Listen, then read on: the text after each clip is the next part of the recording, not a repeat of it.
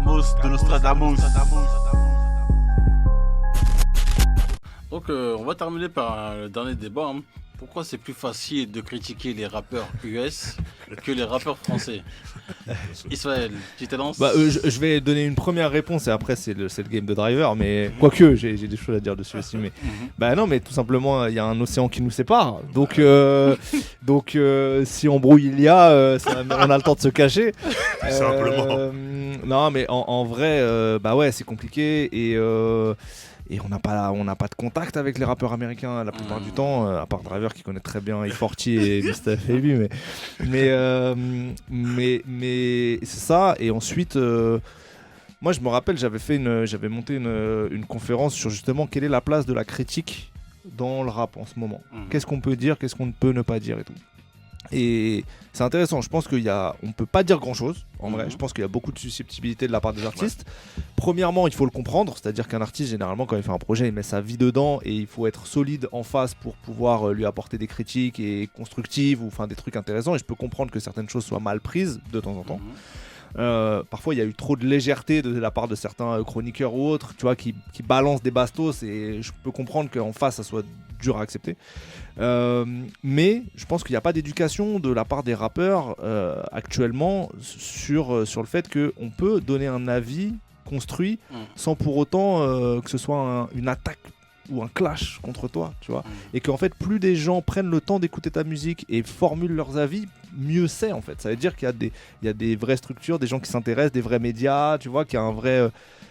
Je trouve que c'est un style de maturité qu'il y ait plein d'émissions qui puissent prennent le temps d'écouter les albums et de fournir les critiques. Sauf que les rappeurs, pour beaucoup, en fait, ils n'ont pas encore parfaitement intégré ça.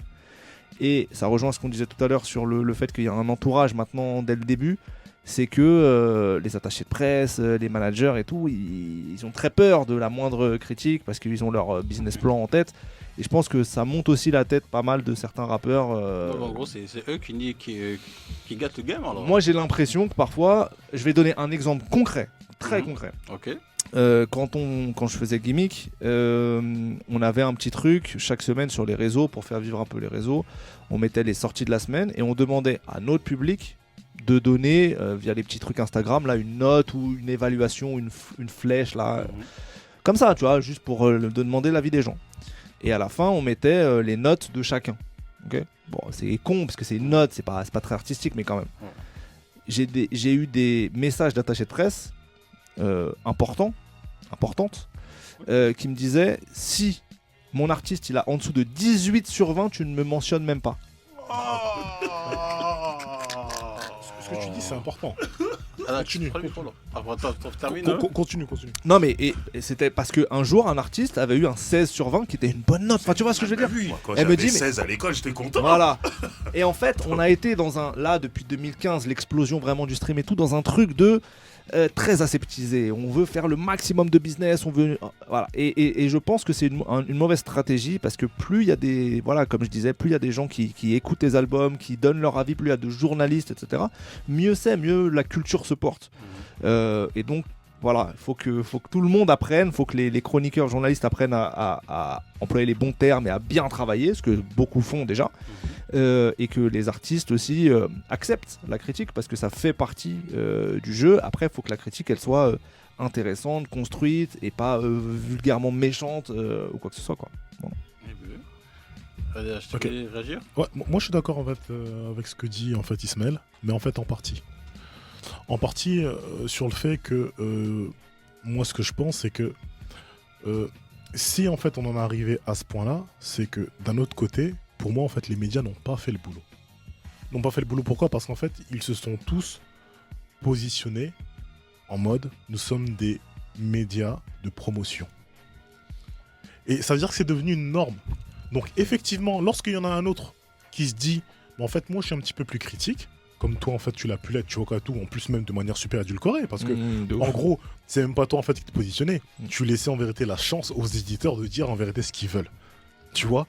Et derrière ça, t'as des gens qui viennent entre guillemets, je vais pas dire te menacer, mais tu vois, un peu, tu vois, te dire et tout, me mentionne pas.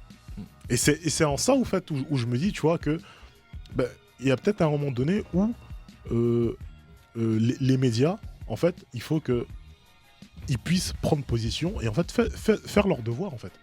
En fait, il y a chacun sa place. Toi, t'es là, t'es un artiste. Tu livres en fait ce que t'as envie de livrer. Mais en fait, ce que tu livres, pour tout le monde, c'est pas toujours évident. Et vu que ce sont les autres en fait qui achètent et qui consomment, en fait, ils ont également le droit de dire en fait, bah, ce que t'as dit là, c'est peut-être bon pour toi, mais en fait, moi, je le comprends pas et je ne kiffe pas. Et je pense qu'il y a eu un trou en fait pendant je sais pas combien de temps. Pour moi, il y a eu ce truc-là, il y a eu un trou en fait. Tout ce que tu dis, c'est juste, mais moi, en tant qu'artiste, en tant que rappeur, je peux te dire que aucun rappeur n'aime entendre du mal sur sa musique. Non, mais ça c'est sûr. Et en vrai, vous êtes là, vous êtes les médias, et là, je me mets du côté des rappeurs. Vous faites votre boulot. Si t'as pas aimé, tu dis que t'as pas aimé. En vérité, c'est normal, c'est logique, et t'as envie de dire la vérité. Mais on n'est pas prêt à entendre ça. Mais c'est comme ça. Non, tu sais. Je dis pas que c'est bien. Oui. Mais personne n'est prêt. Mais tu vas. Ce que tu dis, Driver. Ismaël est un rappeur. Tu vas chroniquer son album, tu vas dire que t'as pas aimé. Moi, je suis Driver, un rappeur, je vais dire, mais pourquoi Ismaël s'énerve? Il a juste donné son avis, ce monsieur. Tu vas chroniquer mon album une semaine après, tu vas dire que t'as pas aimé. Comment ça? Truc machin. On est comme ça. Mais, Driver, ça, je le comprends. Ouais. Mais étant donné que nous, on a commencé à écouter la musique au moment en fait où c'était moins, entre guillemets, vendeur, tu vois, mais on avait des gens qui se faisaient ce boulot-là. Et vous, en fait, en tant qu'artiste... Ouais, mais moi, je te dis, il y a un épisode qui est raconté dans le livre où j'ai un problème avec un rédacteur en chef de magazine. Après, moi, il y avait quelque chose de personnel dans ce qui était écrit. Ok, d'accord. Mais, donc, je suis allé...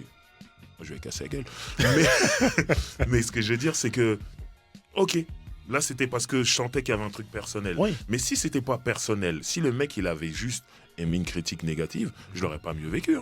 Je l'aurais très mal vécu. Je serais peut-être pas allé le frapper. Mais je l'aurais mal vécu et je l'aurais croisé. Je l'aurais peut-être pas dit bonjour. On est comme ça. Ok, non mais...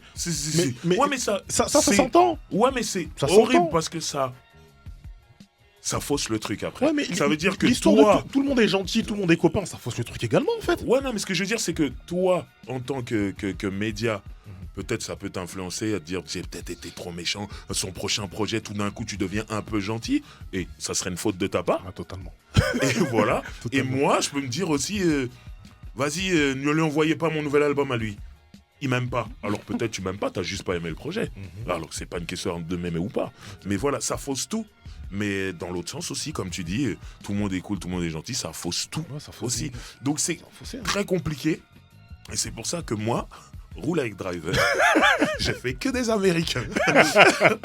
Et quand j'ai envie de dire un truc relou sur un Américain, je le dis. Mais les Français, non. Les Français, mon programme, c'est featuring. On est là. Explique-moi, raconte-moi ton parcours, et c'est bienveillant et tout ça. Et à aucun moment, je suis là en train de dire ouais, mais à ce moment-là, ce morceau, j'ai pas aimé. Je donne jamais mon avis. Et moi, en plus, j'ai deux casquettes. Je suis média, en même temps, je suis rappeur. Donc, c'est malvenu de ma part de venir juger il y a un conflit d'intérêt. Voilà, juger ton travail et tout ça, machin. Mais moi, j'ai vite compris que le rappeur français, le rappeur tout court, même en vrai, est susceptible. Donc, c'est compliqué. Et je peux pas... Bien sûr qu'en vérité, le journaliste qui donne son avis, il a raison. Mais c'est compliqué à gérer quand t'as un rappeur qui vient avec toute sa cité. On va te faire aujourd'hui parce que t'as dit ça sur mon album. C'est de représailles alors. Hein. Bah moi en tout cas à mon époque c'était comme ça. Donc aujourd'hui je sais pas comment c'est, mais à l'époque c'était chaud d'être journaliste en vrai. Il y a des histoires que je ne raconterai pas ici. J-Wonks, que ça passe un peu. Non, Adax, il a tout dit. Hein. C'est pas facile. Ouais. Comme tout arrivé aussi, tu as tout dit. C'est pas facile de deux côtés. C'est pas facile d'encaisser la critique. C'est pas facile de tenir le cap quand effectivement on sent que c'est compliqué, c'est difficile. Mais après, c'est un poste qu'on a chacun choisi. Et on sait que ça fait partie du game et ça va avec. Donc on n'aura pas le choix que de faire avec et de continuer. Parce que si le game il est faussé et si ça devient frustré et décoré, ça rappelle la même sauce. C'est pour ça que d'ailleurs il y a des médias émergents qui sont en train de monter en ce moment parce qu'il y a un autre ton et on commence à sentir que le public était fatigué de ce ton un peu décoré. Donc on n'a pas le choix, c'est pas évident, c'est pas simple, c'est pas facile, mais qu'est-ce qui est facile dans la vie? C'est vrai, personne n'a dit que ça le serait. Ouais, la vie n'est pas simple, hein. La vie est brutale. Hein. Donc à partir de ce moment-là, on fait avec. Après, bon, moi, personnellement, en tant que chroniqueur, très souvent, je me remets en question, ne serait-ce que sur le ton. Parce qu'effectivement, on n'est pas obligé d'avoir un ton un peu trop... comment dire, agressif ou même Parce que ça peut vite paraître personnel après. voilà. C'est ça, le truc. Ou un peu trop, tu vois, détaché, comme ça, en mode on s'en fout. Surtout que moi, de base, quand je fais ça, j'imagine même pas être écouté ou regardé. Donc c'est ça surtout. Mais tu l'es. Tu l'es. T'as écouté. Ah, on dirait, après 2-3 épisodes, j'ai compris que je l'étais. Ouais. Donc faut faire attention quand même. Ouais, c'est ça, mais c'est pour ça que maintenant je fais de plus en plus attention et je fais de plus en plus gaffe. Maintenant, effectivement, comme je dis souvent, être tranchant, cohérent et garder la ligne de conduite, c'est important pour avoir un travail crédible. Sinon, on ne le fait pas. Tout simplement. De toute façon, nous, au pire, on est sur l'île, hein, donc pour venir nous chercher, il faut y aller. Oh, vous n'êtes pas loin de Paris, les gars. Vous n'êtes pas si loin. Myriam. Ouais, en fait, vous avez parlé de plein de trucs. Bah, déjà, pour rappeurs français et rappeurs US, ouais, je pense juste que c'est juste la proximité avec les Français. Après, on en a déjà parlé, mais les rappeurs qui jouent le jeu ou les artistes qui jouent le jeu face à la critique, en fait, moi, j'arrive pas trop à trouver d'excuses aux rappeurs ou aux artistes parce que je trouve qu'ils acceptent la critique selon leurs critères à eux. Par exemple, il y a plein de gens qui vont chez Ardisson ou chez Ruquier et ils jouent le jeu, tu vois. Parce que c'est comme ça quand tu vas chez eux. Tu sais que tu vas aller là-bas, tu vas devoir courber les chines ou faire le dos rond. Je suis pas sûr qu'ils jouent le jeu. Hein. Non, ils jouent pas. Mais tu sais pourquoi tu y vas et en fait, par exemple. En fait, ils savent qu'ils vont se faire démolir. Ils savent déjà, tu vois. Ils vont chez Ruquier et tout ça. Parce que derrière, on va dire, il y a des l'audimat, etc. Mais il y en a eu de moins en moins après. Au bout d'un moment, quand ils ont vu que, ok, la plupart se font démonter. Et je sais par exemple que c'est pas une rappeuse du tout, mais il y a la chanteuse, la femme chocolat. Olivia Ruiz. Elle a toujours refusé. Ruquier, elle dit je vais pas là-bas, je fais un boulot, je vais pas là-bas pour m'asseoir et que les gens démontent mon boulot. Moi j'arrive à comprendre ça en fait. Ouais, après c'est ça, j'allais dire il y a aussi la responsabilité de. En plus c'est bien de faire la distinction entre chroniqueur et journaliste. Ouais. Parce que c'est super important parce qu'en fait c'est pas le rôle d'un journaliste de faire des commentaires comme tu as dit tout à l'heure bêtes et méchants en fait. Ouais. Il faut garder ça reste. En fait, je pense que les rappeurs ou les artistes qui arrivent à prendre du recul sur les critiques, c'est les gens qui font du mauvais travail. Ouais. Parce que si tu génères un truc qui sort de tes tripes et tu le vois comme un de tes enfants, genre c'est un album ou quoi, je comprends que ça te pique en fait, c'est obligé. Après, si c'est une critique qui parle de ton art, c'est le jeu. Après, si on commence à t'insulter ou à dire juste c'est de la merde, d'un truc qui vole pas haut, je comprends que tu vrilles, mais voilà, je pense que en fait chacun a sa part de responsabilité dans le truc. Ouais. Et puis, ça appartient pas qu'aux rappeurs, en fait, ça appartient aux artistes tout court. Hors musique, en fait. Tous ceux qui génèrent un truc qui vient d'eux, ils peuvent pas prendre la critique, je pense. C'est clair. Mais c'est un peu exacerbé en France, quand même. Faut que je le dise. Il y a une mentalité regarde aux française. États-Unis, ils sont comme ça aussi. Hein. Non, mais il y a une mentalité française où on est des haineux. Je me comprends dedans, hein, mais je vois. Okay. Non, mais c'est vrai. Genre, il y a cette mauvaise foi française, c'est tout, tu vois. C'est comme ça. Ok. Voilà. Et juste pour ajouter un petit truc par rapport à Ardisson, Ruquier, etc. Moi, je pense que surtout les rappeurs, ils étaient surtout déstabilisés parce que là-bas, on va pas parler de 16 mesures ou de BPM. Voilà, c'est autre chose. Ouais. Et là, effectivement, il faut qu'ils se mettent en tête que quand ils vont là-bas, ça sera pas comme ça. Donc, ou t'es prêt, ou tu l'es pas. Et moi, je pense qu'il y a beaucoup de rappeurs qui l'ont compris, ça, ils ont vu tel rappeur se faire démonter, mais avec leur ego, qui se sont dit, moi, ils vont pas me démonter. Mais ils ont été là-bas, ils ont pris un KO aussi. Mais je pense qu'il y a beaucoup de rappeurs qui, à un moment, ils s'enchaînaient tous, ils y allaient, qui se disaient, moi, je vais pouvoir tenir.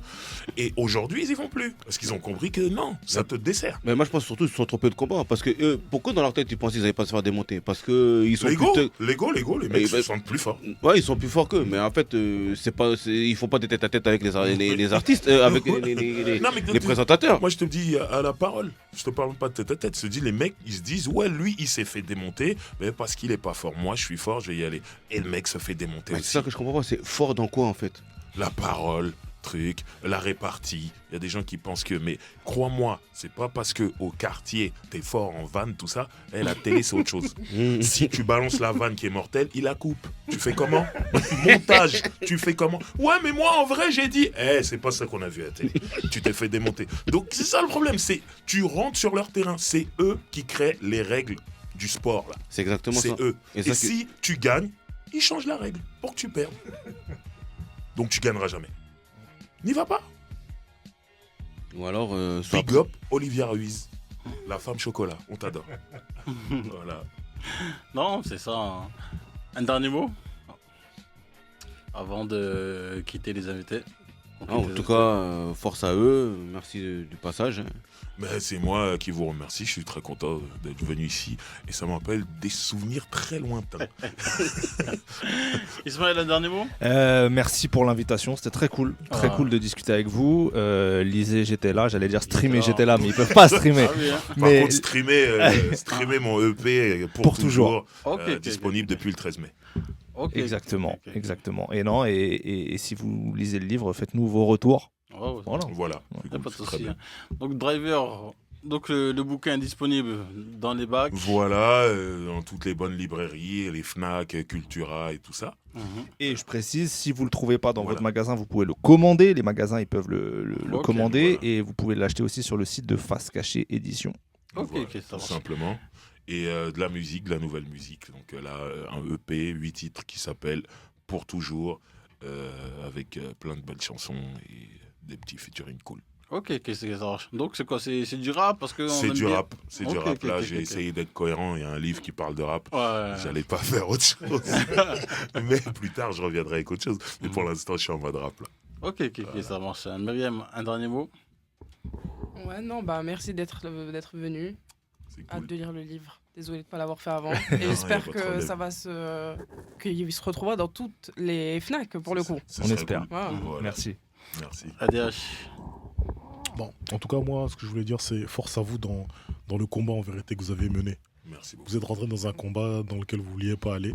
Finalement, finalement, vous y êtes. C'est clair. Donc, comme vous êtes nos représentants, nos soldats, on donnera toujours là ce fort. C'est vrai, c'est Et on gentil, espère que vous merci. allez ouvrir les portes pour que d'autres également puissent continuer en fait le travail qui est fait. Il faut. Merci. Camos de Nostradamus.